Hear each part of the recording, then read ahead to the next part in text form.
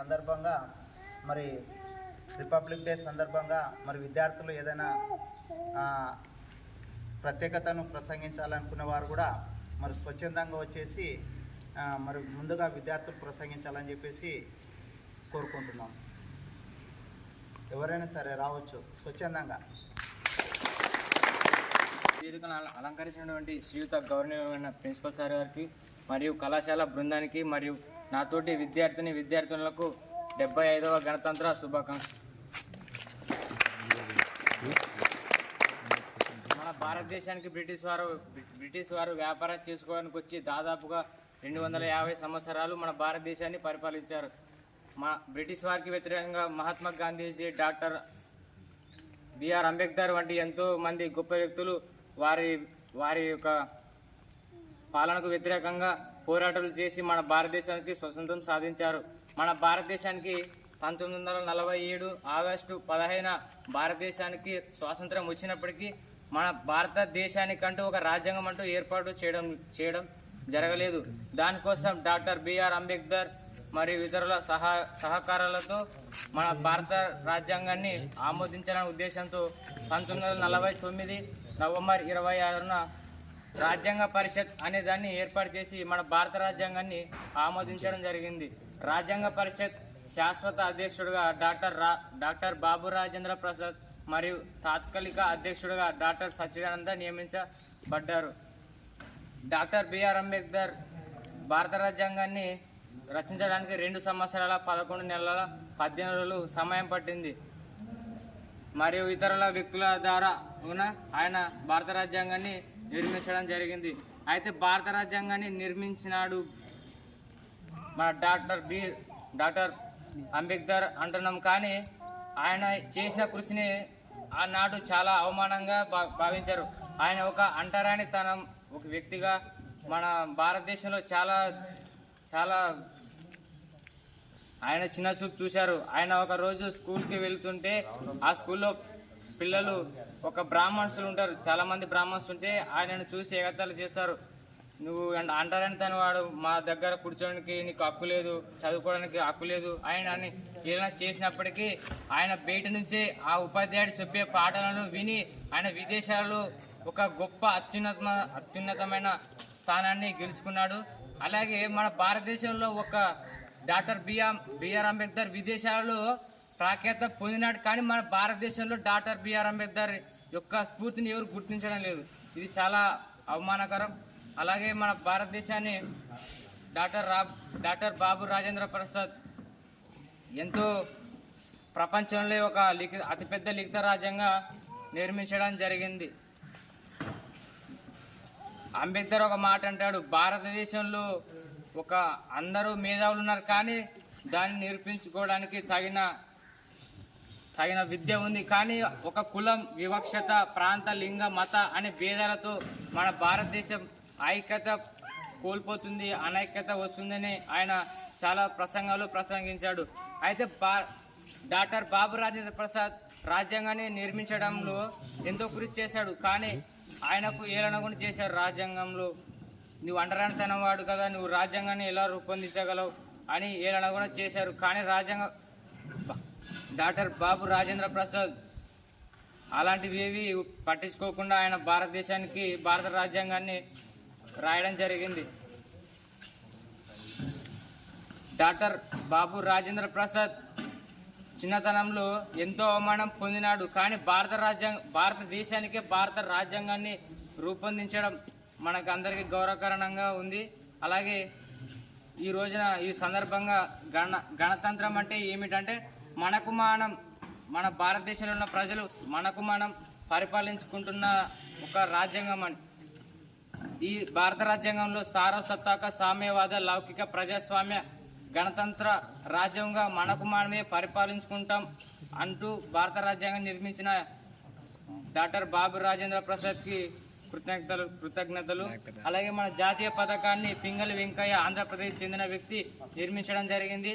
ఇందులో కాషాయ రంగు మరియు తెలుపు రంగు, పసుపు పచ్చ రంగు, ఈ 3 రంగులు మరియు మధ్యలో అశోక చక్రం ఉన్నది. కాషాయ రంగం ధైర్యానికి, సత్యానికి చిహ్నం.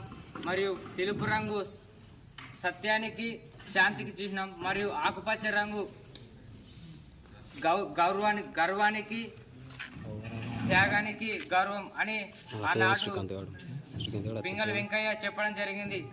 భారత జాతీయ పతాకాన్ని 1946 జూలై 22న ఆమోదించగా మన జాతీయ అధికార పట్టంగా 1947 ఆగస్టు 14న అర్ధరాత్రి వేళలో దాన్ని ఎగరవేయడం జరిగింది జెండాని. అయితే నేటి సమాజంలో భారత జాతీయ జెండా అనేది ఏ విధంగా ఉందంటే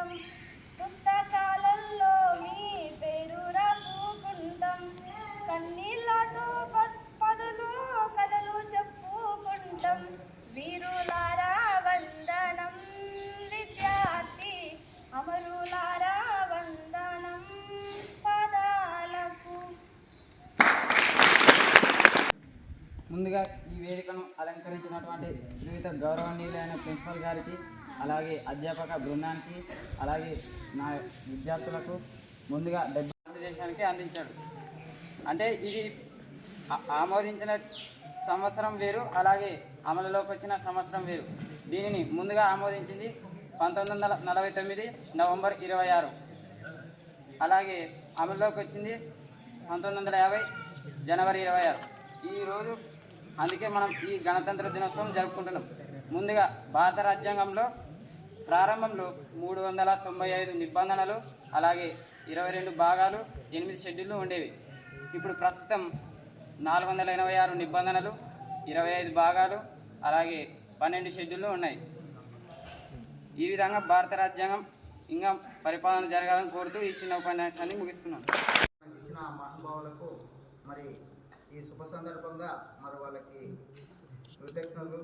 మరి అంతేకాకుండా మళ్ళీ ఇంకెవరైనా సరే విద్యార్థులు స్పీచ్ ఇవ్వాలనుకుంటే త్వరగా రావాలని చెప్పేసి కోరుకుంటున్నాం. స్వచ్ఛందంగా రావాలమ్మా. ప్రిన్సిపల్ సార్ గారికి మరియు కళాశాల ఉపాధ్యాయ బృందానికి నాతోటి విషయాలు. భారతదేశానికి స్వాతంత్రం ఆగస్టు 15, 1945లో వచ్చింది. కానీ భారతదేశాన్ని ఎలా పరిపాలించుకోవాలనేది చట్టం తెలదనమాట. అందువలన ముసాయిదా కమిటీ అధ్యక్షుడిగా డాక్టర్ బిఆర్ అంబేద్కర్ 2 సంవత్సరాల 11 నెలల 18 రోజులు కష్టపడి భారతదేశానికి రాజ్యాంగం రాయడం తెలుస్తుంది. కానీ అంతకుముందు ఏం జరిగిందంటే, మన దేశానికి రాజ్యాంగం ఏర్పడాలని విదేశాలకు వెళ్ళి అడుగుతారన్నమాట. ఎవరు? గాంధీ, సుభాష్ చంద్రబోస్ వీళ్ళందరూ అడిగితే వాళ్ళు వేరే దేశంలో ఉన్న రాజులే గొప్ప వ్యక్తులు ఏమంటారంటే, మీ దేశంలోనే గొప్ప వ్యక్తి ఉన్నాడు, మీరు ఆయనను గుర్తించలేరు, మా దగ్గరికి ఎందుకు వచ్చారని అంటారు అన్నమాట. అప్పుడు వచ్చిన తర్వాత ఇంకా అందరు వచ్చి డాక్టర్ బిఆర్ అంబేద్కర్ గారిని వేడుకోవడం జరుగుతుంది. తర్వాత 2 సంవత్సరాల 11 నెలల 18 రోజులు కష్టపడి ఆయన భారతదేశానికి లిఖిత రాజ్యాంగాన్ని, అంటే ప్రపంచంలోనే అతిపెద్ద రాజ్యాంగాన్ని ఏర్పడడం జరిగింది. ఇంతటితో నా చిన్న ఉపన్యాసం. పింగళి వెంకయ్య మనకి జాతీయ పథకాన్ని అందించాడు. కానీ ఆ పథకానికి 3 రంగులు ఉన్నాయి కాబట్టి అది ఆరెంజ్ కలర్ కాషాయ రంగు అనేది ధైర్యానికి గుర్తు, తెలుపు రంగు అనేది శాంతానికి గుర్తు, ఆకుపచ్చ రంగు అనేది శౌర్యానికి గుర్తు అనుకని మనం అనుకుంటాం. కాబట్టి దాన్ని అది కాషాయ రంగు అనేది గుడిలోకి ఎంచుకున్నారు, తెల్ల రంగు అనేది మసీదు చేసుకున్నారు. కాబట్టి అలాంటి ఎంచుకోకూడదు. అది జాతీయ పథకం అనేది మన దేశానికి ఒక గుర్తుంది. కానీ అది అలాంటి ఒక్కొక్క దానికి ఒకటి గుర్తించుకున్నారు. కాబట్టి అది నాకైతే చాలా తప్పుగా అనిపిస్తుంది. కాబట్టి అది చేయకూడదు అనుకుంటున్నాను.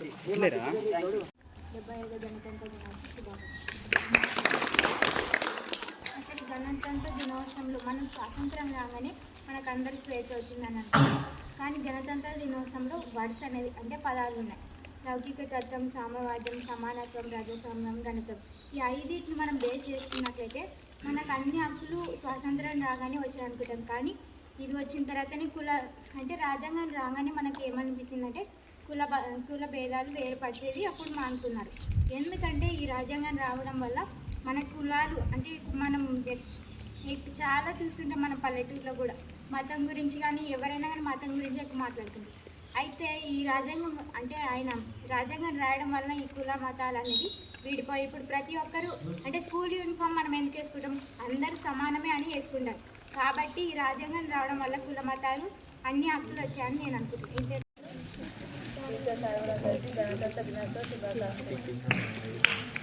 గణతంత్ర దినోత్సవం అనేది జనవరి 26, 1948లో అమల్లోకి వచ్చింది.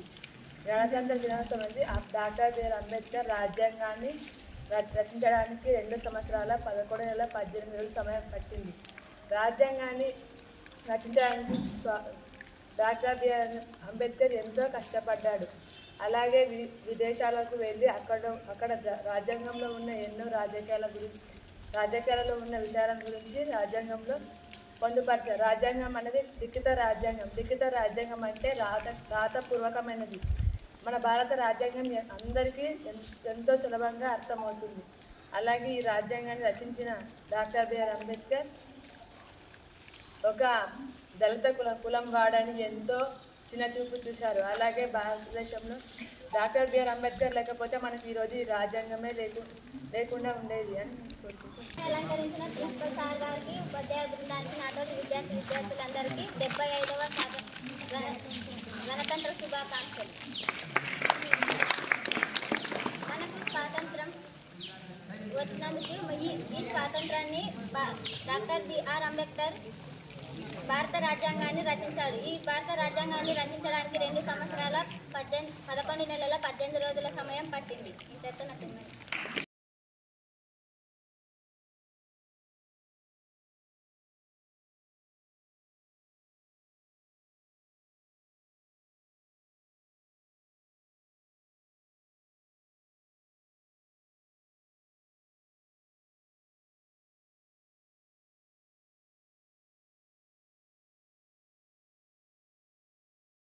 అందరూ కూడా తమ వంతుగా ఒక్కొక్కరు కూడా మరి తమ ప్రసంగాన్ని వినిపించాలని చెప్పేసి చిన్నగా శుభాకాంక్షలు చెప్పి ప్రజల వరకు వచ్చిన విధంగా చెప్పాలని చెప్పేసి కోరుకుంటున్నాం. ఏమంటే లేచేమ్మని సప్పట్లు కొట్టకూడదు, వచ్చేటప్పుడు భయపడి వెనక్కి పోతారు మళ్ళీ. అది ఒకటి. ఇంకోటి, ఈ యొక్క 75వ గణతంత్ర దినోత్సవానికి మన కళాశాలకు అధ్యక్షత వహించినటువంటి మన ప్రిన్సిపల్ సార్ గారికి, అదేవిధంగా రాష్ట్ర గారికి, మిగతా అధ్యాపక మరియు మేడమ్స్ అందరికీ కూడా విద్యార్థులకు ఈ యొక్క గణతంత్ర దినోత్సవ శుభాకాంక్షలు తెలియజేస్తున్నాను. అయితే ముఖ్యంగా అంటే నాకు తెలిసినటువంటి విషయాలు, ఎందుకంటే అన్ని ప్రోగ్రాంలో విన్నట్టుగానే చెప్తుంటా, కొత్త విషయాలు ఏం చెప్పాను. కాకపోతే దాన్ని సైన్స్కు అదేవిధంగా మన కాలేజ్కి అప్లై చేసుకున్నట్లయితే స్వాతంత్రం అనేది ఏ విధంగా ఉంటుందంటే, మనము అడ్మిషన్ అయ్యి కాలేజ్కి వచ్చి లేదా కాలేజీలో వచ్చినట్టయితే అది స్వాతంత్రం. కాలేజీకి వచ్చిన తర్వాత ఏ క్లాస్ ఎప్పుడు వినాలి, ఫస్ట్ వినాలా, సెకండ్ వినాలా, థర్డ్ వినాలా అంటే మనం స్టార్టింగ్ వచ్చినప్పుడు ఏ క్లాస్ పడితే ఆ క్లాస్ జరుగుతుంటుంది. మనం ఫస్ట్ ఇయర్ ఉన్నప్పుడు నేను చెప్పేది, మనకి ఏ క్లాస్ నచ్చితే ఆ క్లాస్లో పోయి కూర్చొని వింటుంటాం. సో అలా కాకుండా మన కాలేజీకి ఒక టైం టేబుల్ అనే సిస్టమ్ ఉంటుంది. ఆ టైం టేబుల్ ప్రకారము అంటే ఒక విద్యార్థి ఎంతసేపు అయితే వినగలుగుతాడు లేదా ఎంతసేపు చెప్తే అది మనకు చెప్పినది వినేది అర్థమవుతుంది, తర్వాత ఎగ్జామ్లో రాయగలుగుతాడని చెప్పేసి ఒక బోర్డు కానీ లేకపోతే కళాశాల సిబ్బంది కానీ మన ప్రిన్సిపల్ సార్ కానీ రాజ్ సార్ గారు కానీ అందరిని డిస్కషన్ చేసుకొని ఒక టైం టేబుల్ సెట్ చేయడానికి మనకు వారం రోజులు పడుతుంది సార్. సో నాకు అనిపించేది ఏంటంటే ఇలాంటిదే నేను రాజ్యాంగం అని నాకు అనిపిస్తుంటుంది. ఎందుకంటే ఒక పద్ధతి ప్రకారం ఏ క్లాస్ జరగాలి, ఎప్పుడు జరగాలి, ఎంత టైంలో జరగాలి, ఇవన్నీ కూడా మన రాజ్యాంగంలో కూడా ఎవరికి ఏ హక్కు ఉండాలి, ఎవరికి ఏ టైంలో ఏది ఉండాలి అని చెప్పేసి ప్రతిదీ కూడా క్షుణ్ణంగా చెప్పినటువంటి విధానం ఏదైతే అదే మన యొక్క రాజ్యాంగం అని చెప్పేసి నేను అనుకుంటా. అయితే డాక్టర్ మన అంబేద్కర్ గారి గురించి చెప్పాలంటే మనం చాలా చెప్పొచ్చు, కానీ ఆయన ఒక చిన్న ఇన్సిడెంట్ చెప్పి నేను ముగిస్తాను, ఎక్కువసేపు చెప్పాను. రాసారో టైం లేదన్నారు, అంటే ఆయన కూడా చాలామంది మాట్లాడే వాళ్ళు కూడా ఉన్నారు. అయితే ఏంటంటే మనం చదువుకునేటప్పుడు ఏదైనా చిన్న సమస్య ఎదురొస్తే లేకపోతే ఏదైనా చిన్న మన ఇంట్లో లేదా మన చుట్టాలకు ఏదైనా ఫంక్షన్ లేదా చిన్న ఏదైనా జరిగితేనే మనం బంద్ చేసుకుని వెళ్ళిపోతాం.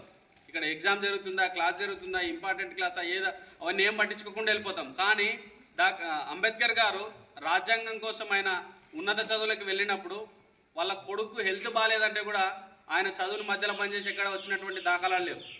అదేవిధంగా వాళ్ళ భార్య పనిచేసినటువంటి పిడకలు కొట్టి సంపాదించినటువంటి డబ్బుతో ఆయన చదువులకు ఖర్చు పెట్టుకున్నాడు.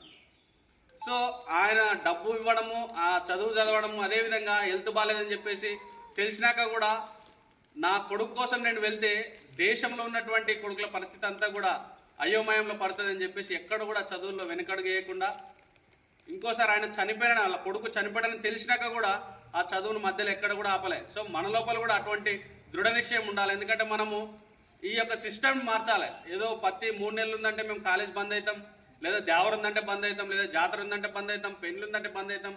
ఇవన్నీ బంద్ చేసుకొని మనం కాలేజీకి వచ్చినటువంటి రెగ్యులర్గా మన కాలేజ్ కనుక వచ్చినట్లయితే కంపల్సరీ రిజల్ట్స్ అనేవి మనం చూస్తాం. ఆ రిజల్ట్స్ ఆల్రెడీ లాస్ట్ ఒక 3-4 ఇయర్స్ నుంచి మనం చూస్తూనే ఉన్నాం. హైయర్ ఎడ్యుకేషన్ కోసం హైదరాబాద్ పోవడము, మామ్నార్ పోవడము, గద్వాల్ పోవడము, చాలామంది పోతున్నారు ఉన్నత విద్య కోసం. సో మనం కూడా మనం ఎందుకు పోకూడదు అనే ఆలోచనతో ఉండి మీరు కూడా సక్సెస్ కావాలని ఆశిస్తూ ఈ యొక్క అవకాశాన్ని ఇచ్చినందుకు ధన్యవాదాలు తెలియజేస్తూ ముగిస్తున్నాను. 75వ గణతంత్ర దినోత్సవ శుభాకాంక్షలు. అయితే రాజ్యాంగం అంటే సింపుల్గా 1 వర్డ్లో చెప్పాలంటే ఇది ఒక రూల్స్ బుక్. అంటే మన భారతదేశాన్ని ఎలా పరిపాలించుకోవాలి అని అంబేద్కర్ రాసిన ఒక రూల్స్ బుక్. ఆ రాజ్యాంగం ఆధారంగానే దాన్ని ఆధారంగా చేసుకునే మన వాళ్ళు అందరూ కూడా మన నేషన్ని రూల్ చేస్తూ ఉన్నారు. ఓకేనా, సింపుల్గా అదే. నెక్స్ట్ జరగబోయే ఎగ్జామ్స్ అందరూ కూడా మంచిగా రాస్తారని కోరుకుంటూ ముగిస్తున్నారు. లెక్చరర్స్కి, విద్యార్థులకు 75వ గణతంత్ర శుభాకాంక్షలు.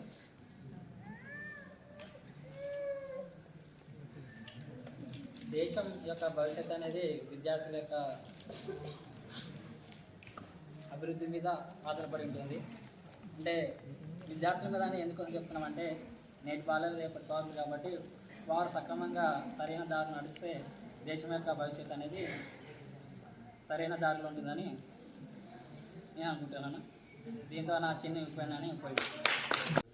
దీనికి అధ్యక్షత వహించినటువంటి మన ప్రిన్సిపల్ గారికి మరియు నాతోటి అధ్యాపకులకు మరియు రాష్ట్రాల గారికి మరియు విద్యార్థులకు 75వ గణతంత్ర దినోత్సవ శుభాకాంక్షలు తెలియజేస్తున్నాను. అయితే ఇంతవరకు మన సోషల్ సార్ వాళ్ళు చాలా మంచిగా అది వివరించారు. అంతకన్నా మంచిగా మనకేం రాదు, ఎందుకంటే మన సైన్స్ వాళ్ళు ఎంత చెప్పకుండా సైన్స్ సబ్జెక్టులు చెప్పగలుగుతాం. కాబట్టి ఈ చిన్న ఉపన్యాసాన్ని ఇంతతో అందరికీ కూడా 75వ స్వతంత్ర దినోత్సవ శుభాకాంక్షలు. 75వ గణతంత్ర దినోత్సవ శుభాకాంక్షలు. ఇప్పుడు సార్ వాళ్ళ చాలా అందరూ మాట్లాడినారు. దీని గురించి నాకు కొద్దిగా తెలియదమ్మా, నాకు తెలిసింది ఒకటే. పిల్లలకి చదువు చెప్పడం బాగా చెప్పడం. కానీ నేను చెప్తా చాలామంది గ్రూప్ ఇంగ్లీష్ కానీ అన్ని గ్రూపులు కమెంట్ అవుతాయి కదా, అందరు కలుసుకోరన్నమాట. అందరు కలిసినప్పుడు నా క్లాసులో ఎక్కువ మాట్లాడుకుంటారు. నాకు తన్ని నా చేయ నొప్పి అవుతుంది కానీ పిల్లలు మాట్లాడలేదు సార్. ఏం చేయాలో నాకు అర్థమవుతుంది. వీళ్ళు ఎందుకంటే అందరు గ్రూప్ కలిసారు కదా సార్, అందరూ ఒకేసారి కలిసినప్పుడు ఏమవుతుందంటే వాళ్ళకు ఆనందంగా ఉంటుంది. ఆనందంలో క్లాసులు వెళ్ళారు.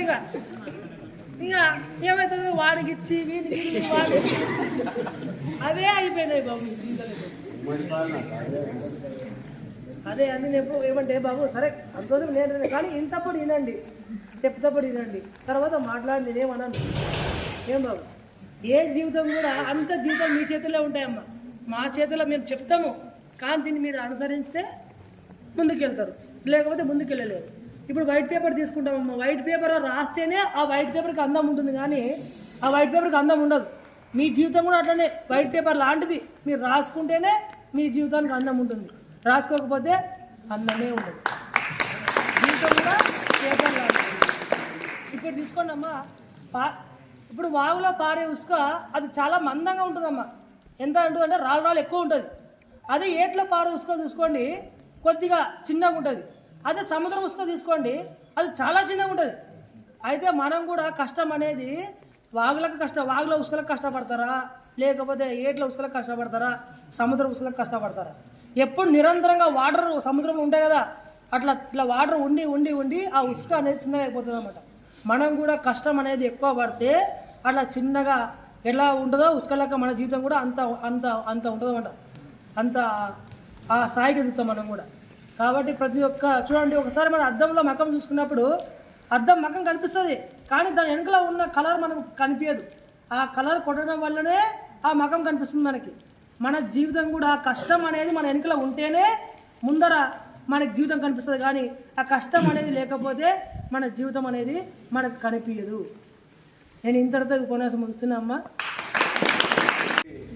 జాతీయ వేడుకకు మన కళాశాలలో అధ్యక్షత వహించిన మన ప్రిన్సిపల్ సార్ గారికి, అలాగే నాతోటి అధ్యాపకులకు, తర్వాత అధ్యాపక వాళ్ళకు, తర్వాత ఇక్కడ ఉన్నటువంటి బావిబాటు వాళ్ళందరికీ 75వ గణతంత్ర దినోత్సవ శుభాకాంక్షలు.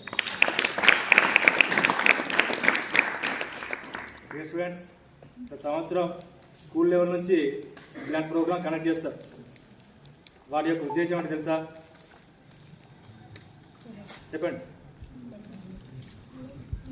అంటే ప్రముఖుల దినోత్సవం జరుపుకోవడం, ఇలాంటి జాతీయ వేడుకలు జరుపుకునే ఒక ముఖ్య ఉద్దేశం ఏంటంటే బావిబాటు పనులను మీరు వాటి యొక్క ఈ కార్యక్రమానికి ఉన్నటువంటి ఆంతర్యాన్ని గ్రహించి మీరు సత్ప్రవర్తనతో మెలిగి దేశభక్తులు తమ పాత్ర పోషించుకోవాలని ఉద్దేశంతో ఇలాంటి కార్యక్రమాలు ఏర్పాటు చేస్తారు. కాబట్టి ప్రతి ఒక్కరు మీలో ఉన్న శక్తి సామర్థ్యం గ్రహించి, అంటే మీలో ఉన్న నైపుణ్యం, అంటే ఏ సబ్జెక్ట్ చదివితే దానికి అనుగుణంగా మనం లక్ష్యాలు ఏర్పట్టుకోవచ్చు, ఆ లక్ష్యాలకు అనుగుణంగా అభివృద్ధి సాధించుకోవచ్చు. ఇలాంటి కార్యక్రమాల్లో మీరు దృష్టి సారించి మీరు అభివృద్ధి చెంది మీ కుటుంబాన్ని అభివృద్ధి పరచుకొని దేశాన్ని అభివృద్ధి పరచాలని ఈ సందర్భంగా అందరికీ తెలియజేస్తున్నాం.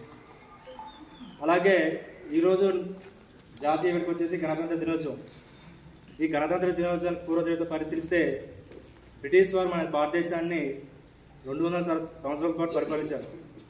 తర్వాత స్వాతంత్రం సిద్ధించే సమయంలో, అంటే 1946 జూలైలో రాజ్యాంగాన్ని ఏర్పాటు చేసుకోవడానికి రాజ్యాంగ పరిషత్ని ఏర్పాటు చేశారు. మరి రాజ్యాంగం రచించుకోవడానికి ముఖ్యంగా 389 సభ్యులను ప్రజాప్రతినిధులను ఎన్నుకోవడం జరిగింది.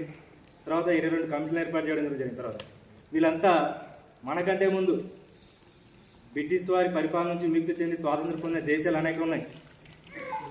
ఆ దేశాన్ని సందర్శించి 2 సంవత్సరాల 11 నెలల 18 రోజుల పాటు అధ్యయనం చేసి ఆ దేశాల్లోని రాజ్యాలను అధ్యయనం చేసి మన దేశానికి అనుగుణంగా ఎన్నో ప్రవర్తన నియమాలని నిబంధనలు రూపొందించి 1949 నవంబర్ 26న వాటిని ఆమోదించుకోవడం జరిగింది. ఆ ఆమోదించినటువంటి రాజ్యాంగాన్ని 1950 జనవరి 6 నుంచి మనం అమలు తీసుకున్నాం. కాబట్టి ఒక సంవత్సరం దాని గుర్తుగా ఈ గణతంత్ర దినోత్సవాన్ని జరుపుకుంటున్నాం. మరి గణతంత్ర దినోత్సవం యొక్క ముఖ్య లక్ష్యం ఏంటంటే రాజ్యాంగంలోనూ ఒక 5 ఆశయ లక్ష్యాలు ఉన్నాయి. అవి ఏంటంటే సర్వసత్తాక, సామ్యవాద, లౌకిక, ప్రజాస్వామ్యం, గణతంత్రం. వీటి యొక్క అర్థం తెలుసా? స్కూల్ లెవెల్లో చెప్పేటారు సార్. సర్వసత్తా కంటే విదేశాల చోటు ఇవ్వకుండా, అంటే మన భారతదేశంలో అంతర్గతంగా తీసుకునే నిర్ణయాల్లో విదేశాల జోగం లేకుండా స్వతంత్రంగా నిర్వహించుకునే అవకాశం ఇవ్వడమే సర్వసత్తాకం అంటారు. సామ్యవాదం అంటే మన దేశంలో ఉన్నటువంటి వనరులన్నీ ప్రజలందరికీ సమానంగా పంపిణీ చేయడం. తర్వాత లౌకికం అంటే మన భారతదేశంలో ఎన్నో మతాలు, కులాలు, భాషలు ఉన్నాయి. ఉన్నా కూడా మనమంతా ఐక్యతతో మెలిగి భిన్నత్వంలో ఏకత్వంతో ఉండి రాజ్యాంగాల ఉన్నటువంటి ఆశయాలను, లక్ష్యాలను నెరవేర్చే విధంగా ప్రవర్తించాలని ఉద్దేశంతో దాన్ని రూపొందించారు.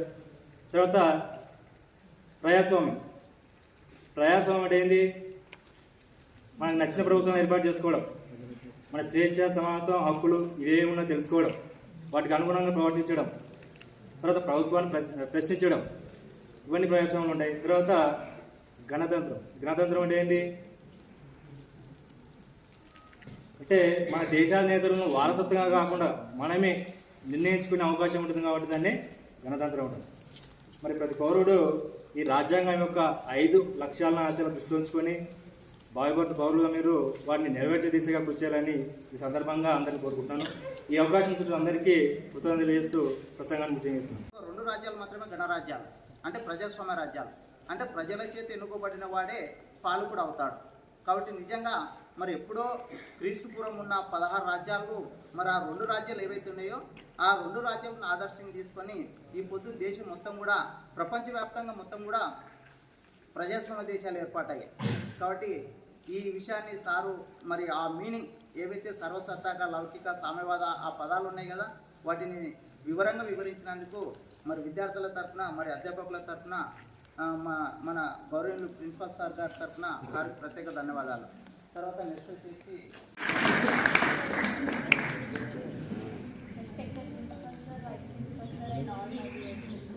my dear students, good morning all. Happy Republic Day. Principal sir గారికి, తర్వాత అధ్యాపక బృందానికి, విద్యార్థులకు 75 రిపబ్లిక్ డే శుభాకాంక్షలు తెలియజేస్తున్నాను అందరికీ. ఎలాగైనారు విద్యార్థులు? యాక్టివ్గా ఉన్నారా? ఓకే.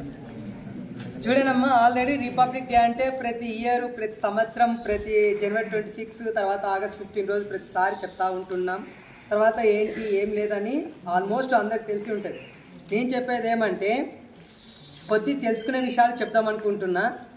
ఇందులో భాగంగా మనం ఏం చేస్తున్నామంటే డాక్టర్ బిఆర్ అంబేద్కర్ గారు మనకి ఏం చేసినా అంటే 2 సంవత్సరాల 11 నెలల 18 రోజులు కష్టపడి మనకు ఒక పెద్ద లిఖిత రాజ్యాంగం అనేది రచించినారు. మరి దాన్ని ఏ విధంగా మనం యూటిలైజ్ చేసుకోవాలి అనేది మనకు కొద్దిగానే తెలవాలి.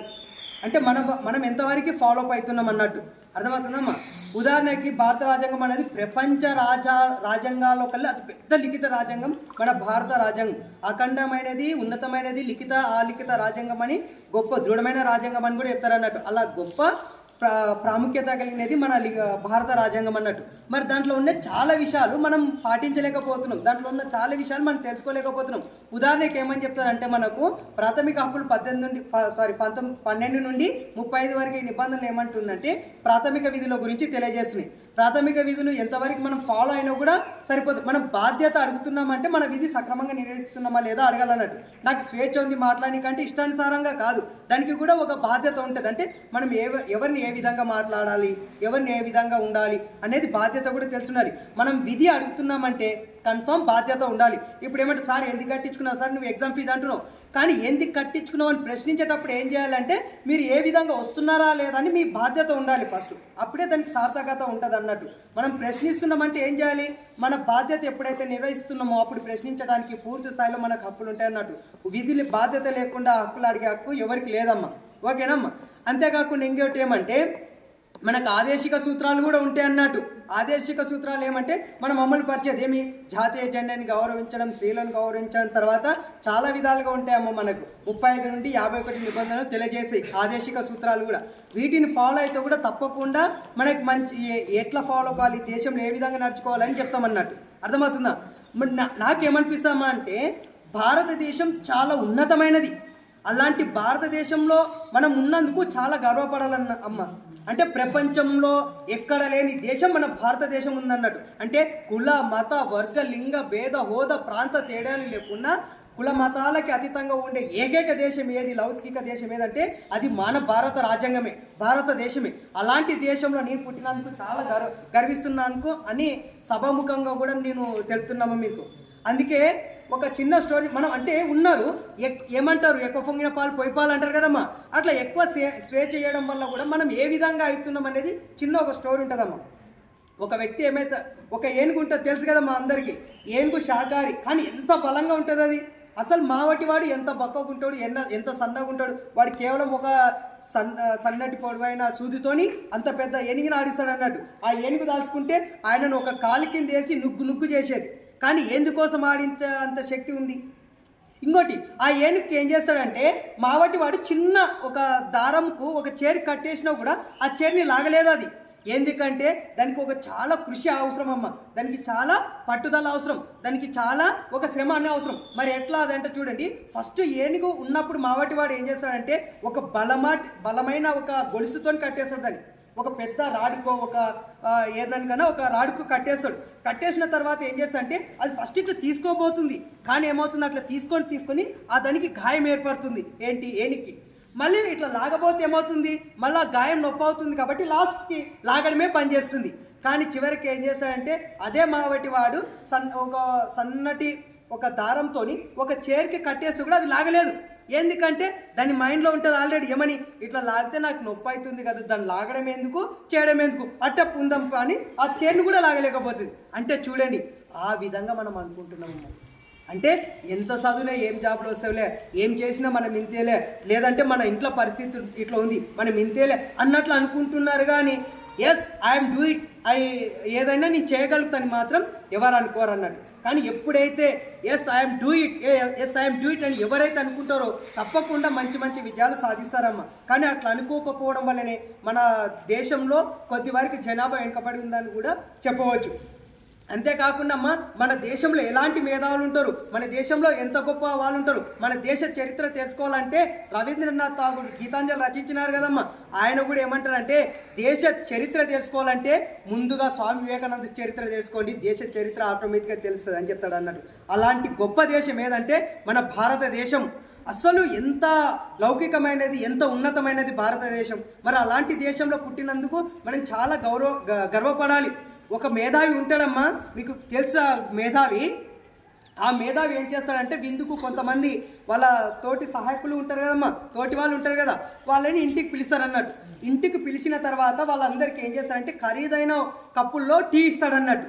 ఖరీదైన కప్పుల్లో టీ ఇస్తే అరే వీళ్ళు బాగా ఉన్నవాళ్ళు కదా కాబట్టి ఖరీదైన కప్పుల్లో టీ ఇస్తారేమో, తర్వాత వీళ్ళు హుందాతనము చూపెట్టుకుంటారని అనుకుంటారు వాళ్ళందరూ. మిగతా వాళ్ళు వచ్చింటారు కదా అతిథులు, వాళ్ళందరూ అలానే అనుకుంటారు. అనుకున్న తర్వాత ఆ ఇంటి యజమాని ఏం చేస్తారు తెలుసా, కేవలము మనము హోటల్లో దొరికే గ్లాస్ ఉంటుంది కదమ్మా, ఆ గాజు గ్లాస్లో టీ తాగుతుంటారు. వాళ్ళు ఆశ్చర్యపోతారు, అలా ఏంటి ఇంత ఉంది వీళ్ళకు, ఇలాంటి వ్యక్తి అలాంటి గాజు గ్లాసులో తాగి మాకేంటి ఇంత ఖరీదైన గ్లాసులలో టీ ఇస్తున్నారు అని అనుకుంటాడు. ఆయన ఎవరంటే మన గొప్ప క్రికెటర్ మహేంద్ర సింగ్ ధోని అమ్మ. చూడండి, అంటే అలాంటి మంచి మేధావులు కూడా ఎక్కడున్నారంటే మన భారతదేశంలో ఉన్నారన్నట్టు. ఏపీజే అబ్దుల్ కలాం, తర్వాత గొప్ప మేధావులు ఉన్నారు మన భారతదేశంలో. అలాంటి దేశంలో పుట్టినందుకు మనం కూడా గొప్ప వాళ్ళమే. కానీ మన దగ్గర ఎట్లుందంటే చిన్న ఇంకోటి కూడా స్టోరీ చెప్తామా, ఇది ఆల్మోస్ట్ మీరు కూడా వినింటారు. ఒకసారి ఏమవుతుందంటే ఒక పడవలో ఏం చేస్తారంటే ఒక కప్పల్ని తీసుకొని పోతుంటారు. ఒక బాక్స్లో 2 బాక్సుల్లో తీసుకొని పోతుంటారు. ఒక కప్పల డబ్బాకేమో ఓపెన్ చేసింటారు దాని మూత, ఇంకో డబ్బాకేమో క్లోజ్ చేసింటారు. పక్కన పోయే వాళ్ళు అంటారు కదా, ఏంటి దానికి ఆ దాని మూత క్లోజ్ చేసినారు, ఇంకో దానికి ఓపెన్ చేసినారంటే ఆ మూత ఉండేది ఫారెన్ కప్పలు, అవి తీసినామంటే స్వేచ్ఛగా ఎగిరిపోతాయి అని అంటారు. మరి ఇవి ఏమంటే ఇవి భారతదేశం కప్పలు, ఆ మూత తీసినామంటే ఒకవేళ మూత లేకుండా కూడా ఎగరదామని చూస్తే ఇంకో కప్ప కాలు బట్టి కింద గుంజుతుంది అంటున్నారు. చూడండి మన భారతదేశంలో అలాంటి సంస్కృతి మనది. పక్కల ఏదైనా ప్రాబ్లం జరిగితే సెల్ఫీలు దిగేది ఫారెన్ సంస్కృతి, కానీ మన భారతీయులు ఏం చేస్తారంటే దగ్గరుండి తీసుకుంటారు. దీనికి కూడా ఒకసారి కూడా చూసినామా, మన కాలేజ్లో రాజశేఖర్ అనే అబ్బాయికి అట్లకి వెళ్ళి పోతుంటే ఏమైందంటే చీసా కూడా అది పుచ్చుకొని ఆ కాలుకి అదైతే మన ప్రిన్సిపాల్ సార్ దగ్గరుండి మహేష్ సార్ని ఉన్న తోలిచ్చి అది ఏమంటారు హాస్పిటల్కి పంపించినారు అన్నట్టు. అంటే మన భారతదేశం సంస్కృతి, మన భారతదేశం యొక్క గొప్పదనం నరాల్లో జీర్ణించుకుంటుందమ్మా మనకు. కానీ అలా ఉండేదాన్ని ఏం చేస్తున్నాడంటే యువత పెడదో పట్టడం వల్లనో, లేదంటే రకరకాల ఉంటాయి. ఇప్పుడు సెల్ ఫోన్స్ ఉంటాయి, దాన్ని ఎంత యూజ్ చేసుకోవాలో అంతే యూజ్ చేసుకోవాలి. ఇందాక చెప్పిన ఎక్కువ పోయిన పాలు పొయ్యి పాలు అన్నట్టు, ఎంతవరకు మంట పెడితే అవి అంతవరకు చిక్కగా ఉడికి మంచిగా మనకు ఆరోగ్యాన్ని ఇస్తాయి. లేదు మంట పెట్టి బయట ఉంటే ఏం చేస్తాయి, ఆ పాలల్లో పొంగి మొత్తం నేల పాలు అవుతాయి అన్నట్టు. అంతేనే కదమ్మా. కాబట్టి మనం గమనించవలసిన ఒక విషయం ఒకటే, yes I am do it, నేను ఏదైనా చేయగలుగుతా, నాకు ఆ శక్తి ఉంది, తప్పకుండా నేను మంచి విజయం సాధిస్తా. ఎందుకంటే నన్ను అలాంటి దేశంలో పుట్టినని ప్రతి భారతీయుడు అన్నట్టయితే తప్పకుండా విజయం సాధిస్తామమ్మా. ఇందాక చెప్పిన భారత రాజ్యాంగం ఒక గొప్ప రాజ్యాంగం అన్నట్టు కదమ్మా. మనం ఏం చేస్తామంటే సింపుల్గా ఎక్కడైనా చూస్తున్నాం, ఇప్పుడు ప్రాథమిక విధి ఉంటుందమ్మా. ఏంటి, ఆర్టికల్ 14 నిబంధన ఏమంటుంది, చట్టం ముందు అందరు సమానులే అని చెప్తుంది. అంతేనే కదా. కానీ సార్ వాడు డబ్బున్న వాళ్ళకి ఎక్కువ, డబ్బులు ఎన్నో వాళ్ళకి తక్కువ, అట్లా ఉండదు. కానీ ప్రశ్నించలేకపోవడం వల్లనే మనం వెనుక పడుతున్నాం అన్నట్టు. ఐపీసీ 19 నిబంధన ఏమని చెప్తుంది, నీకు స్వేచ్ఛలు ఉన్నాయి, 6 స్వేచ్ఛలు ఉన్నాయి, నువ్వు ఏం చేస్తావు అంటే భావ ప్రకటన స్వేచ్ఛ, చెప్పే స్వేచ్ఛ కూడా నీకు ఉంటుందని. మరి దాన్ని యూటిలైజ్ చేసుకుంటున్నావు, నువ్వు యూటిలైజ్ చేసుకుంటున్నావా? యూటిలైజ్ చేసుకోవట్లేదు. అంటే ఇలాంటి నువ్వు పూర్తిగా కులంకుశంగా ఎప్పుడే అంతేందుకు సమాచార హక్కు చట్టం కూడా ఉంటుంది. మన డాక్టర్లు పోతే ఆ డాక్టర్ లేరు, ఈ డాక్టర్ లేరు అంటుంటావు. నువ్వేం చేస్తావు, 2 రూపాయలు పెట్టి సమాచార హక్కు చట్టం కింద సార్ పలానా టైంకి వీళ్ళు రావట్లేదు, పలానా టైంకి ఇది జరగలేదని సమాచార హక్కు చట్టం వేస్తే కూడా వాళ్ళు ఏం చేస్తారు, మీకు రెస్పాన్స్ అయ్యి కూడా ఉంటుంది అన్నట్టు. అంటే ఇలాంటి వాటిని మనం యూటిలైజ్ చేసుకోలేకపోతున్నాం. అంటే మనకు తెలియకపో ఏమంటారు, చెప్పతో లేక చెప్పే అంటారు కదమ్మా, అట్లా ఉంటారు. కొందరు చెప్తే కూడా ఫాలో గారు అన్నట్టు. కాబట్టి మనం ఏం చేస్తారంటే ఏదైతే గొప్ప విషయం ఉందో, ఇందాక చాలామంది సార్ వాళ్ళు చెప్పారన్నట్టు, అంటే ఇట్లా ఉంటుంది. ఇలాంటి విషయాలను మనం ఏం చేయాలంటే తీసుకోవాలి. ఎప్పుడైతే తీసుకుంటామో మనం అంతా ఎత్తుకెదుగుతాం. చూడండి బాబు, అర్థమవుతుందమ్మా. ఎప్పుడైతే అందుకే అంటారు మన ఆలోచన మాత్రం హైలో ఉండాలా, మన జీవన విధానం మాత్రం సరళంగా ఉండాలా. నేను మారుతాబ్బా ఫ్యాషన్గా ఉంటే అనేది కాదు, కానీ నీ అంతర్గతంగా కూడా ఫ్యాషన్ ఉండాలి. నీ అంతర్గతంగా కూడా నీ మేధస్సు అప్డేట్ అవుతూ ఉండాలి. అప్పుడే నువ్వు సమాజానికి ఉపయోగపడతావు. అర్థమవుతుందా? నేను ఏం సాధించలేను కాదు, నేను ఎందుకు సాధించలేను అనుకోవాలి. అప్పుడే మీరు తప్పకుండా మంచి స్థానంలో ఉంటారు. రేపు ఫైనల్ ఎగ్జామ్లు ఉంటాయి కాబట్టి మీరు ఏం చేయాలి, ఒక ప్లానింగ్ సెట్ చేసుకోండి, ఒక టైం టేబుల్ సెట్ చేసుకోండి. ఫలానా ఏమంటే నాకు ఈరోజు ఇంతవరకు ఉంది టైమింగ్, కాబట్టి నేను ఏ విధంగా ఎప్పుడైనా ఇప్పుడు మనకు భారత రాజ్యాంగం ఎందుకోసం ఉంది, దేశం ఏ విధంగా పరిపాలన చేయాలి, దేశ అభివృద్ధికి ఏ విధంగా ఉండాలి అనే ఉద్దేశంతోనే భారత రాజ్యాంగం ఏ విధంగా అయితే ఉందో మనం కూడా ఏం చేయాలంటే నేను ప్రీ ఫైనల్లో కానీ ఫైనల్ ఎగ్జామ్స్లో కూడా మంచి మార్కులు సాధించాలి. అది సాధించాలంటే నేను ఏం చేయాలి, ఇప్పుడు ఇందాక సార్ కూడా చెప్పారు, మనకు టైం టేబుల్ ఉంటేనే ప్రతి సార్ వస్తున్నాడు కాబట్టి దివ్యంగా అంత క్లాస్ పూర్తవుతుంది, అన్ని సబ్జెక్ట్ పూర్తవుతుంది. లేదు నా ఎకనామిక్స్ సార్కి మొత్తం క్లాసులలో పెడితే నేను ఒకటి చెప్తాను, మళ్ళీ మిగతా సార్ వాళ్ళు ఏం కావాలా, అంతేనే కదమ్మా. అదే విధంగానే మనం కూడా ఏం చేయాలంటే ఒక టైం టేబుల్ ఇప్పుడైనా ఉంటేనా బాబు, అర్థమవుతుందా, ఇప్పటి నుండి టైం టేబుల్ సెట్ చేసుకోండి. మనకి ఇంకా కరెక్ట్ 1 మంత్ టైం ఉంటుంది, 28-29 ఎగ్జామ్స్ ఉన్నాయి కాబట్టి టైం టేబుల్ సెట్ చేసుకొని ప్రతి ఒక్కరు అంటే ఒక సబ్జెక్ట్కి ఒక ఇన్ని రోజులు కేటాయించండి, ఒక 2 రోజుల 3 రోజుల 4 రోజుల టైం టేబుల్ సెట్ చేస్తేనే ఇక్కడున్న సార్ వాళ్ళంతా టైం టేబుల్ సెట్ చేసుకుని వచ్చిన వాళ్ళే బాబు, అర్థమవుతుందా. మేము కూడా గవర్నమెంట్ కాలేజ్ నుండి వచ్చినామన్నట్టు. మీరు ఆ టైం టేబుల్ ఎప్పుడైతే సెట్ చేసుకుంటారో తప్పకుండా మీరు మంచి మార్క్స్ సాధించి మన కాలేజ్కి, మన ప్రిన్సిపాల్ సార్కి మంచి పేరు తీసుకొస్తారని మరోసారి కోరుకుంటూ ఈ గొప్ప అవకాశం ఇచ్చినటువంటి ప్రిన్సిపాల్ సార్ గారికి, అధ్యాపక బృందానికి కృతజ్ఞతలు తెలుపుకుంటూ ముగిస్తున్నా. భారత్ మాతాకి, భారత్ మాతాకి. జూనియర్ కళాశాల గట్టు ప్రిన్సిపల్ గారు శ్రీ శశిధర్ రెడ్డి సార్ గారు, అదేవిధంగా వారి సిబ్బంది, ఈ యొక్క కాలేజీలో వివిధ విభాగాల్లో చదువుకుంటున్నటువంటి విద్యార్థినీలందరికీ కూడా 75వ గణతంత్ర దినోత్సవ శుభాకాంక్షలు. గట్టులో ప్రభుత్వ జూనియర్ కళాశాల ఏర్పాటు చేయాలని చెప్పి మేము 3 సంవత్సరాలుగా అహర్నిశలుగా కృషి చేసినటువంటి సందర్భాలు ఒకసారి ఈ శుభ సందర్భంగా మీ అందరూ గుర్తు చేసుకుంటే, ఒక మారుమూల ప్రాంతమైనటువంటి గట్టు మండల కేంద్రానికి ఒక ప్రభుత్వ జూనియర్ కాలేజ్ రావడం అంటే ఒక పెద్ద కళ లాంటిది.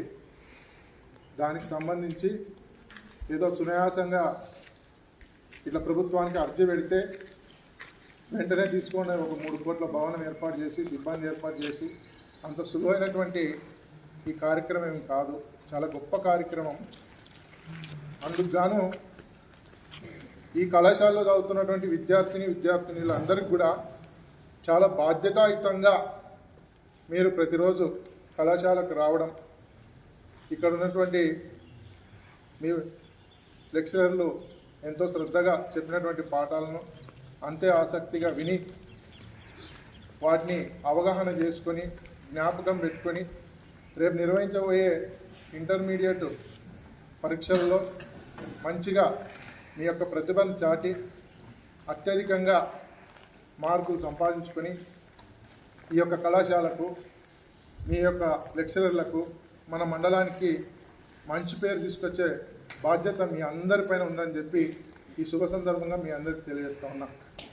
ఎందుకంటే మనిషి ఎదుగుదల అనేది ఒక చదువుతోనే సాధ్యం.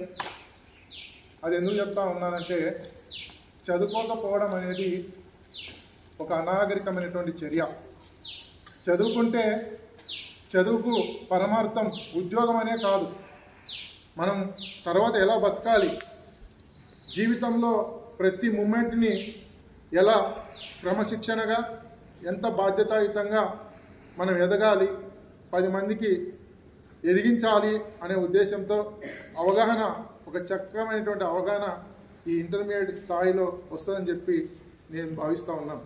ఎందుకంటే ఇంటర్ ఈడియట్ అని ఒక నానుడు ఉండింది. ఇది మనిషి జీవితంలో చాలా కీలకమైనటువంటి దశ. 1 నుంచి 10 వరకు ఏదైనా పాఠం చెప్పినా దానికి సంబంధించినటువంటి అవగాహన మనకు ఉండకపోవచ్చు.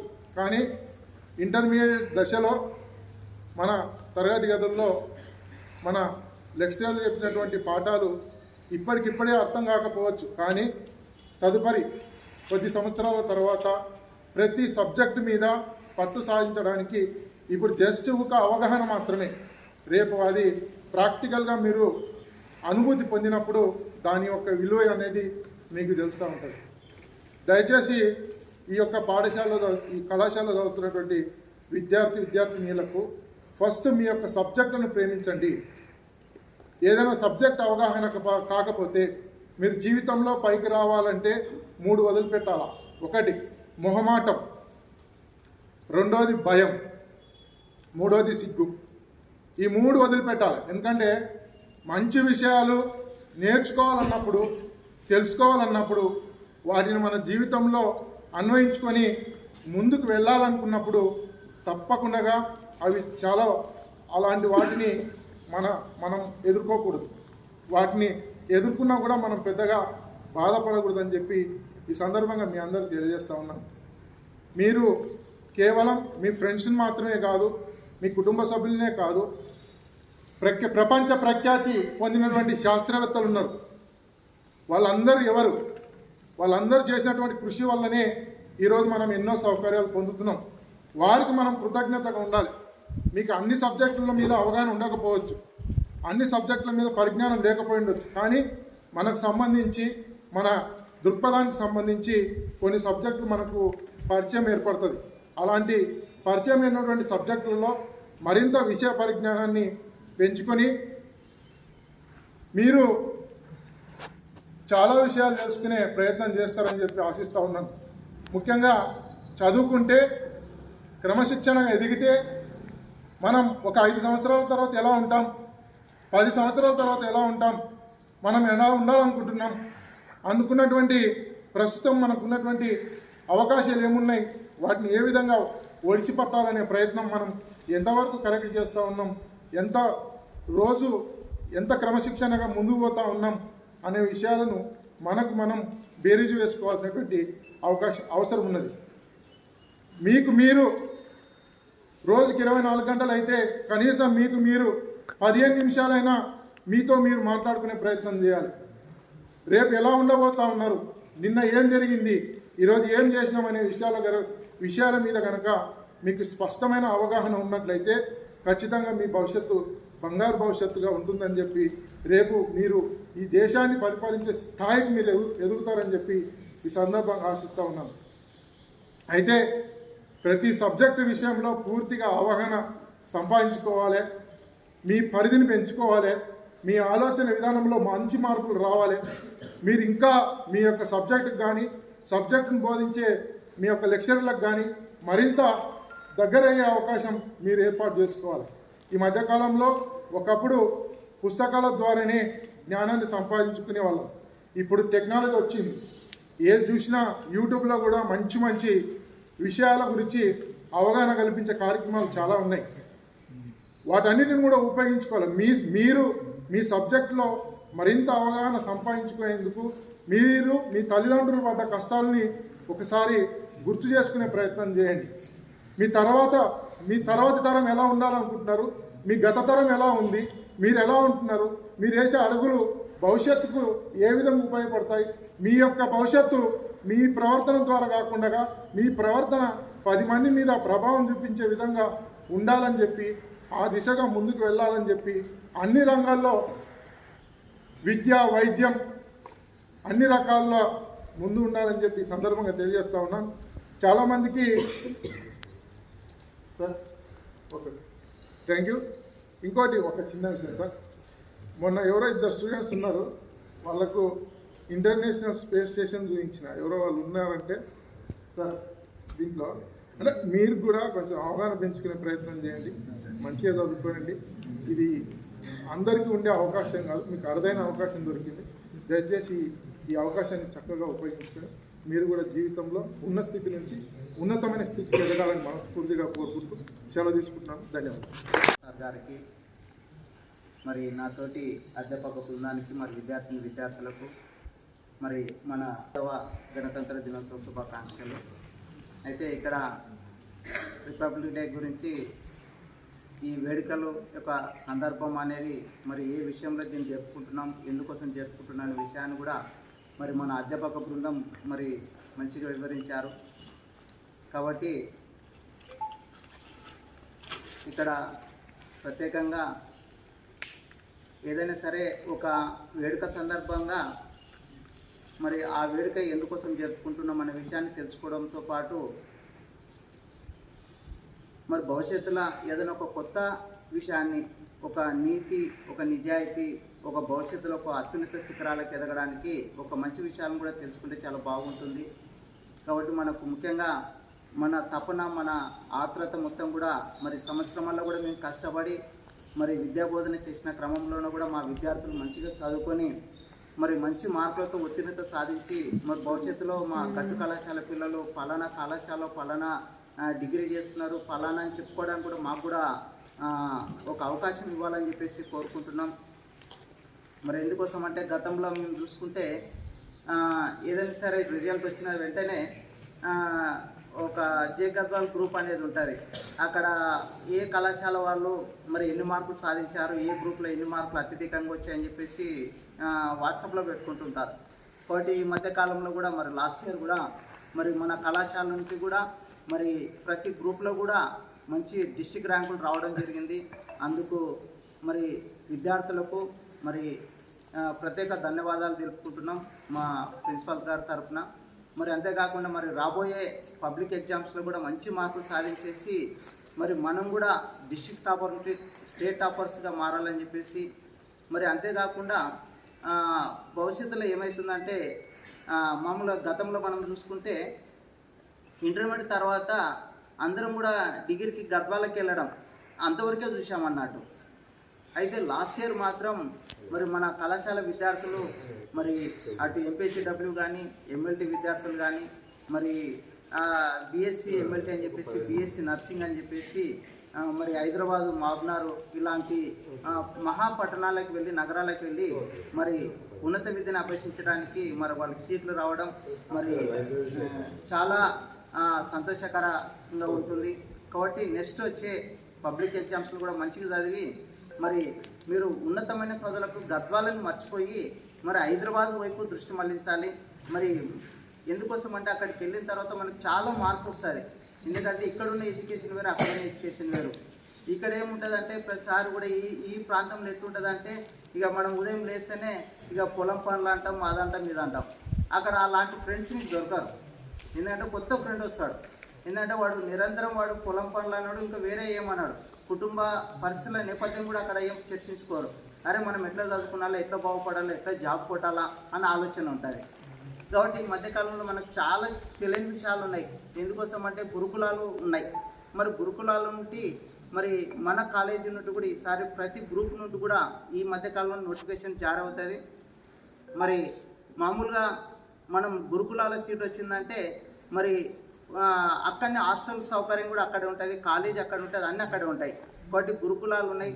తర్వాత టీటీసీ కానీ, నిజాం కాలేజ్ కానీ, కోటి ఉమెన్స్ కాలేజ్ కానీ, తర్వాత బీఎస్సీ నర్సింగ్ కానీ, మరి తర్వాత బీటెక్ కానీ, ఇలాంటి చాలా అవకాశాలు ఉన్నాయి. బీఎస్సీ అగ్రికల్చర్ కానీ చాలా అవకాశాలు ఉన్నాయి. కాబట్టి మనం ఒక ప్రణాళిక పెట్టుకోవాలి. ఫస్ట్ నా టార్గెట్ ఏంది, ఫస్ట్ ఏది ఇంజనీరింగా, లేకుంటే మెడిసినా, అగ్రికల్చరా, లేకుంటే వెటనరీ, తర్వాత టీటీసీ, తర్వాత గురుకులాల, ఇట్లా ఒక స్టెప్ బై స్టెప్ కదా ఫస్ట్ ప్రిఫరెన్స్. అది రాకపోతే ఇది మనం ఆ విధంగా గోల్ మనం ఒకటి రాసి పెట్టుకున్నామంటే ఏదో ఒక దాంట్లో మనకు సీట్ సంపాదిస్తాం.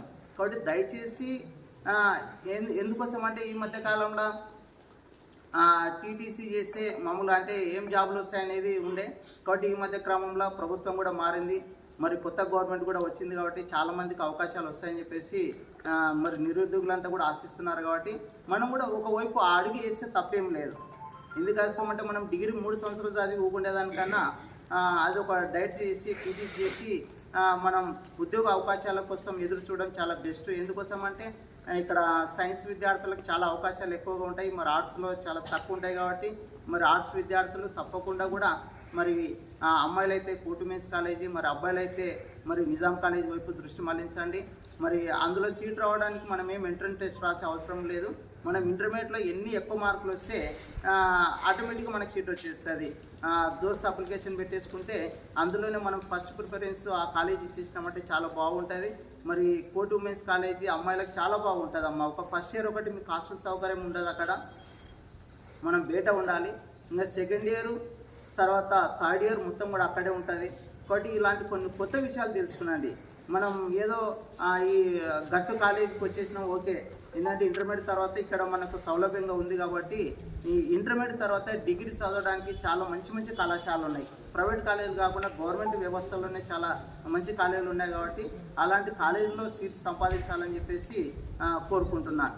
కాబట్టి ఇంకోటి మనం ఇంటర్మీడియట్ పాస్ కావడానికి కనీసం అంటే నాకు ఏం రాదనకుండా కనీసం నేను ఒక పాస్ కావడానికి ఎన్ని మార్కులు, కనీసం అంతవరకనే నేను చదవగలనా అని ఒక ప్రయత్నం చేయండి.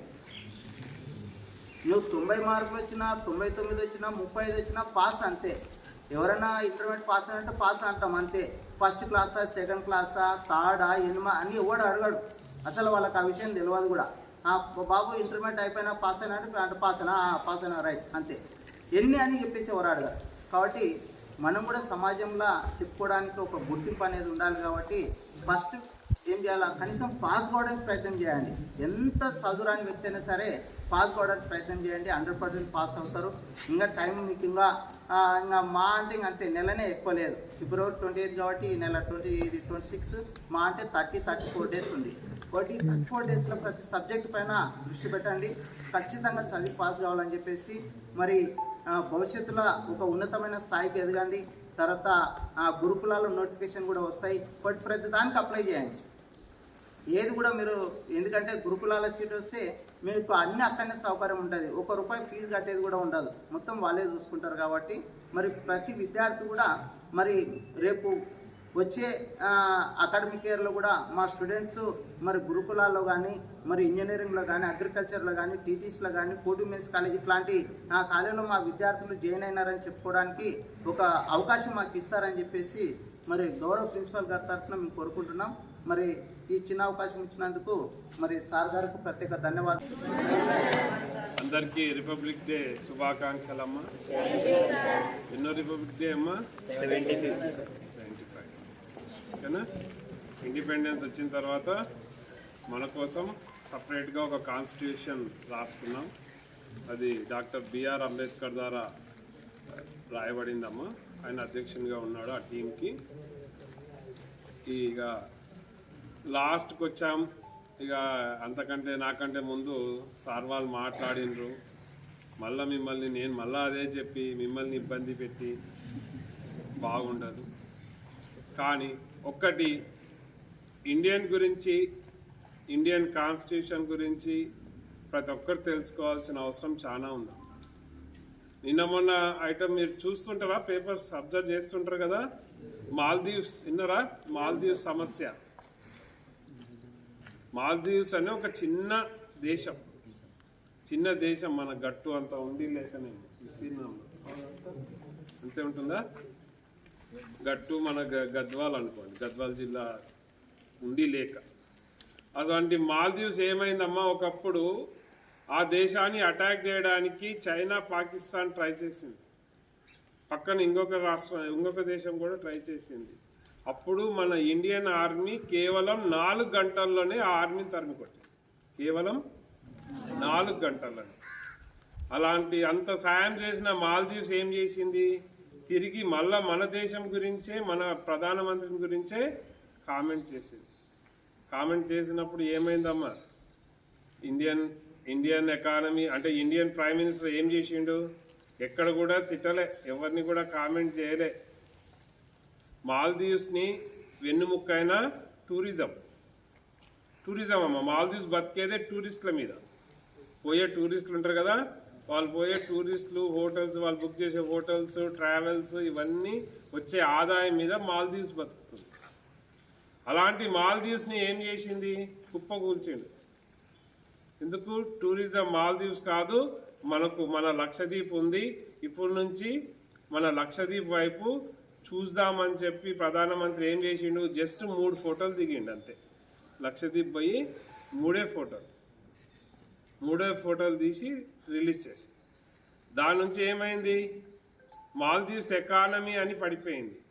ఎకానమీ అంటే తెలుసు కదా, ఆర్థిక వ్యవస్థ అన్నది కుప్పగూలిపోయింది. ఇది ఎందుకు చెప్తున్నా అంటే, ఇండియా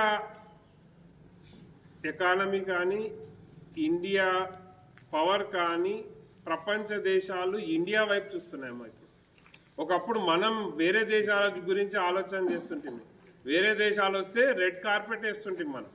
కానీ ఇప్పుడు మన ప్రధానమంత్రి మన ఇండియా నుంచి ప్రధానమంత్రి పోతుండ అంటే రెడ్ కార్పెట్ వేస్తుంది. ఆ దేశాలు వేస్తున్నాయి రెడ్ కార్పెట్. అది మన ఇండియన్ ఎకానమీ గొప్పతనం అమ్మ. ఆ ఎకానమీ సిస్టంలో కాన్స్టిట్యూషన్ నుంచే మనకు ఆ డిసిప్లిన్ వచ్చింది. డిసిప్లిన్ రావాలి ఫస్ట్. వ్యక్తికి ఓ డిసిప్లిన్ ఉంటేనే మిగతావన్నీ సక్సెస్ అవుతాయి.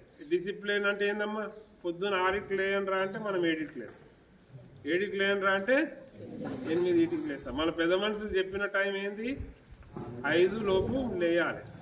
మనం లేస్తామా అమ్మ 5 లోపు? లేయం. ఎందుకంటే మనం రాత్రి సీరియల్ చూడాలా, 9:30 వరకు సీరియల్ చూడాలా, ఆ తర్వాత ఇంకొక సీరియల్ ఏదైనా వస్తే చూసి పండుకోవాలి. అవునమ్మా? కానీ మనం ఇక్కడ చదువుతాం, కాలేజ్ సార్ వాళ్ళు క్లాసులు చెప్తారు, లెక్కలు చేసేది లేదు, హోంవర్క్ చేసేది లేదు, చదివేది లేదు. ఇంటికి పోయినామంటే 4:30 అయిందంటే బుక్కులు తీసి ఆటోలకు ఎక్కితే మేము కూర్చుంటాం. అదే బ్యాగ్లో కింద వేసుకొని పైన కూర్చుంటాం మనమే. అవునా అమ్మా? చేస్తున్నామా ఈ పని? ఇంటికి ఈడ జిప్ లాక్ చేస్తే, బ్యాగ్ది జిప్ లాక్ చేస్తే మళ్ళీ రేపు మార్నింగ్ జిప్ మళ్ళీ క్లాస్ రూమ్కి వచ్చినాకనే జిప్ తీయడం బ్యాగ్లది. అవునా? జరుగుతుందా ఇప్పుడు? అది జరుగుతుంది కాబట్టి ఇప్పుడు రేపు మీ ప్రీ ఫైనల్ ఎగ్జామ్స్ ఏ విధంగా ఉన్నాయని మీ మార్క్స్ చెప్తాయి. రాజగోపాల్ సార్ చెప్పిండు కదా, అద్దం గురించి చెప్పిండా? శ్యామ్ సార్ ఇంకొక రంగు పూస్తేనే ముందర ముఖం కనపడుతుందని. మీకు ప్రీ ఫైనల్ పెట్టడం కూడా కారణం అదే. వెనక రంగు అన్నది ప్రీ ఫైనల్ ఎగ్జామ్. మాకు యాన్యువల్లో ఎన్ని మార్క్స్ వస్తాయి అన్నది మీకు ఇక్కడ ఫోకస్ కనపడుతుందమ్మా. దీన్ని బట్టి మేము ఎంత బిల్డప్ చేసుకోవాలన్నది మార్క్స్ ఇక్కడ ప్లాన్ చేసుకుంటాం. ఇంకా 1 మంత్ టైం ఉంది. ఆల్రెడీ జనవరి అంటేనే మనకు ఎగ్జామ్ మోడ్లోకి వెళ్ళిపోతామమ్మా. అందరి కాన్సన్ట్రేషన్ అంతా ఎగ్జామ్స్ మీద ఉంటుంది. మీరు కూడా ఎగ్జామ్ మీద కాన్సన్ట్రేట్ చేయండి. ఇంకా 1 మంత్ టైం ఉంది. ఇన్ కేస్ ఇన్ని రోజులు ఇర్రెగ్యులర్ ఉండి చదవలేకపోయినా కనీసం ఇంపార్టెంట్ క్వశ్చన్స్ అన్న చదవండి. కనీసం 36 మార్కులు వచ్చేదానికన్నా ప్రయత్నం చేయండి. ఎందుకంటే ఈరోజు కాన్స్టిట్యూషన్ గురించి మాట్లాడుతున్నాం కానీ ఫస్ట్ మన కాన్స్టిట్యూషన్ బాగాలేదు. మన కాన్స్టిట్యూషన్ బాగుంటే ఆటోమేటిక్గా అన్నీ డెవలప్ అవుతాయి. ఇంతకుముందు చెప్పినా కదా మాకు ఎగ్జాంపుల్. నేను ఇక లాస్ట్ మూమెంట్లో ఉంది కాబట్టి మిమ్మల్ని ఎక్కువ ఇబ్బంది పెట్టదలుచుకోలేదు. Wish you all the best of luck for your exams, annual exams. Once again happy republic day. డిసిప్లిన్గా ఇంటికి వెళ్ళండి. ఎక్కడ కూడా మీరు సెల్ఫీలు దిగుకుంటా రోడ్ల మీద బండ్లు ఆపుకొని మెయిన్ బాయ్స్. మన కళాశాల మైదానంలోనే ముగ్గుల పోటీ నిర్వహించడం జరిగింది. మరి అందులో ప్రైజెస్ ఫస్ట్ సెకండ్ అట్లా 7th వరకు ప్రైజెస్ ఇచ్చిండ్రు. అందులో ఎవరు సెలెక్ట్ అయినారనే విషయం సారు ప్రకటిస్తూ అట్లే ప్రైజెస్ డిస్ట్రిబ్యూషన్ కూడా ఉంటుంది. కాబట్టి ప్రైజెస్ డిస్ట్రిబ్యూషన్ కార్యక్రమాన్ని సారుకు అప్పగిస్తున్నాం.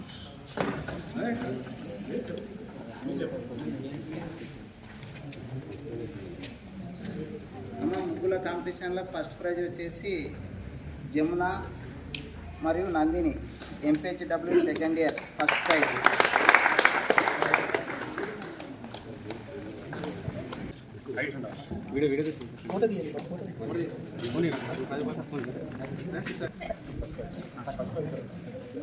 మన కళాశాల తరఫున ఈ ప్రైజెస్ అన్ని కూడా సార్ సొంత డబ్బులో తీసుకున్నాడమ్మా.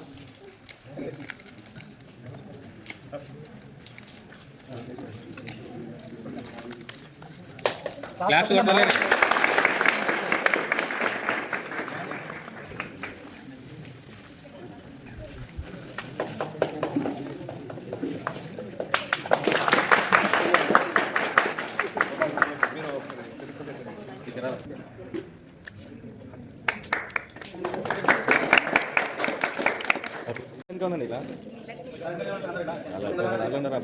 తెలుసా?